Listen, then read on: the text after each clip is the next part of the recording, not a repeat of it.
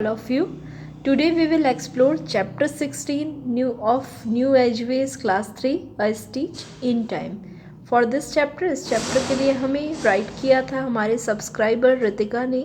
सो उनके रिक्वेजिशन पे ही हम ये चैप्टर एक्सप्लेन कर रहे हैं. So let's start.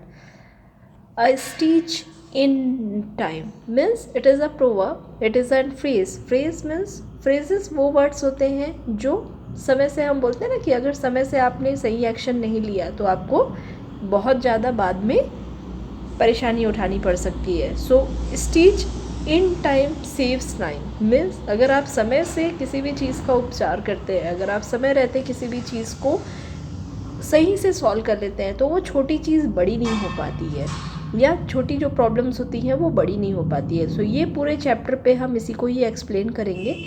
Chapters in time saves time means when is the right time, when is the right time to get down to work right now. केवल जिस चीज़ को अगर सही समय पे आप छोटा सा एक्शन लेते हैं तो बाद के लिए आपके बहुत बड़ी ट्रबल्स को से आप सेव कर सकते हैं. सो फॉर वॉट अ नील इस चैप्टर में आपको एक्सप्लेन किया गया है. Nail means for what a want a nail of a nail. So एक नील के लिए what is the meaning of nail? Nail the shoe was lost. So for want the leave means here is one example. यहाँ पे दिया हुआ है कि किस तरह से हॉर्स के नील के लिए जो घोड़े की नाल होती है उसके लिए शू लॉस्ट हो गया. For want a shoe the horse was lost. अब इस शू के लिए, इस घोड़े की नाल के लिए जो हॉर्स था वो लॉस्ट हो गया मीन्स वो खो गया.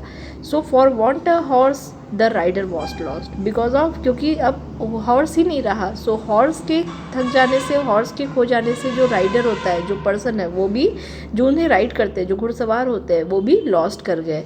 For want a rider the battle was lost. क्योंकि अब जो राइडर है वो ही हार गए हैं, तो जो बैटल है, जो पूरी युद्ध है, वो भी वो हार गए, वो भी लॉस कर गए. For want a battle the kingdom was lost. क्योंकि अब ये लड़ाई उन्होंने, जो किंग है उन्होंने हार गई है. सो उन्होंने अपनी किंगडम, अपना सारा राज्य हार गया है. All of the want of a horse shoe nail. अब ये सारी चीज़ें, इतना बड़ा किंगडम, एक पूरे राजा की हार क्यों हुई? Because of the shoe nail. क्योंकि सिर्फ एक हॉर्स शू नेल, घोड़े की जो नाल होती है. अब यहाँ आपको बताया गया है कि घोड़े की नाल खो गई, कि खो जाने से जो हॉर्स था वो भी खो गया. अब हॉर्स वो भी हार गया मीन्स वो भी काम नहीं कर सकता है. अब हॉर्स क्योंकि काम नहीं कर सकते हैं इसलिए फिर जो राइडर है वो भी काम नहीं कर सकते. राइडर कौन है यहाँ पे? राइडर किंग है. तो जब अब किंग ही जब काम नहीं कर सकते, जब किसी भी बैटल पे जा नहीं सकते, सो उनसे उनका जो बैटल है, जिस बैटल पे, जिस लड़ाई पे वो जा रहे थे, वो भी वो उसे लॉस्ट कर जाते हैं. अब बैटल के लॉस्ट होने से जो किंगडम होता है, उनका जो पूरा राज्य है वो उनसे लॉस्ट हो जाता है. और क्योंकि वो पूरे अपने राज्य को किस लिए ये लॉस हुआ? शूनेल. अगर समय पे वो अपने हॉर्स के शूनेल को रिपेयर करवा लेते, ठीक करवा लेते, तो ये पूरी बैटल, ये पूरी किंगडम इस किंग के हाथ से नहीं जाती. सो इसी पूरी लेसन को, इसी पूरी चीज़ों को प्रोवर्ब करती है. ये प्रोवर्ब बताती है stitch in time saves nines means अगर आप सही समय पे छोटी सी सिलाई कर लेते हैं तो आप बहुत सारी चीज़ों को बचा सकते हैं. सो समय पे अगर आप प्रिपेयर करते हैं, जैसे कभी भी अगर कोई भी चीज़ हो, हर एक चीज़ इशारा ज़रूर देती है. कोई भी चीज़, कोई भी मिस हैपनिंग्स होने के पहले अलर्ट ज़रूर देती है. सो उस अलर्ट पे अगर आप सही तरीके से उसे रिपेयर कर लेंगे सो आप अपना बहुत सारा समय एफर्ट बचा सकते हैं. So let's move towards the exercise of that. In next question, it is given that all the phrases with the meaning and you have to make the sentence.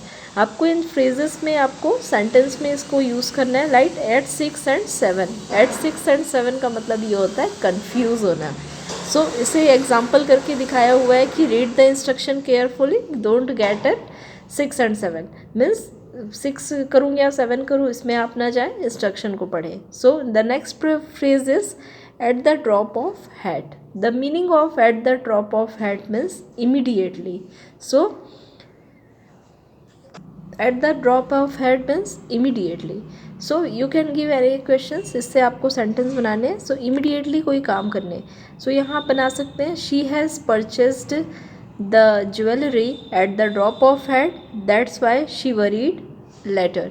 क्योंकि उसने इमीडिएटली तुरंत ही उस ज्वेलरी को खरीद ली थी विदाउट एनी इंस्ट्रक्शन, इसलिए उसको बाद में वरी होना पड़ा। So at the drop of hat से आप बना सकते हैं by and large. By and large का मतलब ये होता है कि पूरा, on the whole, if you are using for the whole.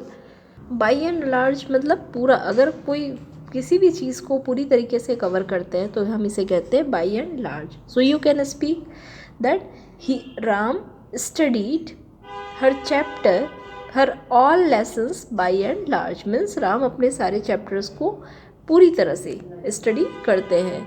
The third one is carat and stick. Carat and stick means reward and punishment. कई चीज़ें ऐसी होती है जिनमें आपको रिवॉर्ड्स भी मिलते हैं, साथ ही साथ पनिशमेंट भी मिलते हैं। सो सज़ा भी देना और पनिशमेंट भी देना। So the right answer for the school, some schools considered carrot and stick method to teach children. कुछ ऐसे स्कूल्स होते हैं जो रिवॉर्ड और पनिशमेंट की स्ट्रेटजी फॉलो करते हैं टीच करने के लिए। So the sentence will be some schools follow carrot and stick method. The fourth question is have a heart of gold. It means to be very kind, बहुत अच्छा होना, बहुत ही दयालु होना। So it is known as the have a heart of gold. So you can use the sentence that Devi Ahilyabai have a heart of gold for all। जो देवी अहिल्याबाई थी उनके पास में she was very kind, so have a heart of gold। The fifth one is hue and cry। It means noisy excitement। Sometimes it is happening that people are making noise. कुछ कई बार ऐसा होता है कि किसी भी चीज़ के लिए लोग बहुत ज़्यादा नॉइज़ क्रिएट करते हैं। So the people are making hue and cry for the new rule of government। So this can be the sentence that the people are making hue and cry for the new rule of government। The next is multiple choice question of that chapter, so let's explain it। We should not turn a deaf ear to anyone's advice। It means कि हमें कभी भी किसी को भी अनसुना, किसी की भी एडवाइस को हमें डीप बहरे जैसा नहीं सुनना चाहिए, हमें उनकी अटेंशन देना चाहिए। So what can be it be? Listen carefully, to be against, not pay attention, not understand. So in this sentence हमें ये बताना, turn a deaf ear to. Turn a deaf ear means किसी को भी बातों को सुन के भी अनसुना करना। It will be not pay attention। So option number C is the right answer for that।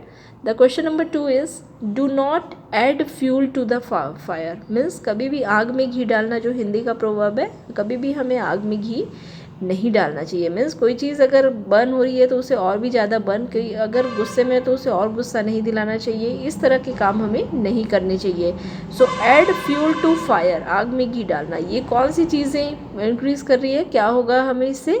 So the right answer is the first option is increase the trouble, means परेशानी बढ़ाना। Second option is calm down, शांत हो जाना। Create a problem, problem create करना। B noisy, शोर मचाना। जो best suitable answer है वो होगा इंक्रीज द ट्रबल, कभी भी हमें ट्रबल नहीं बढ़ानी चाहिए। So we will take the option number A, increase the trouble. The question number 3 is the bus started in the wee hours of the day. So what is the meaning of wee hours at the day? At down time। So down time, so down is the option number A given here। So at down we will put the right answer। Question number 4 is my mother said to me pull your socks up for the match। means you have to be alert, be prepared, so get ready। So prepare, no, relax, try hard, get ready। Get ready, option number D is the best suitable answer for that। Question number 5 is it was a severe accident, he had a close shave।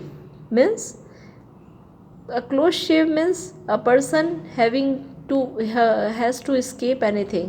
so the right answer is lucky escape, quiet shave, first aid, narrow escape। so the right answer is the narrow escape। you will take the answer to question number B, narrow escape। so thus we have completed all the MCQ questions of this chapter। so thank you for watching and please subscribe our channel continuously। you will get all the CBSE videos in this channel। if you have any doubt, any query, please write us a comment. Definitely we will follow it. Thank you so much.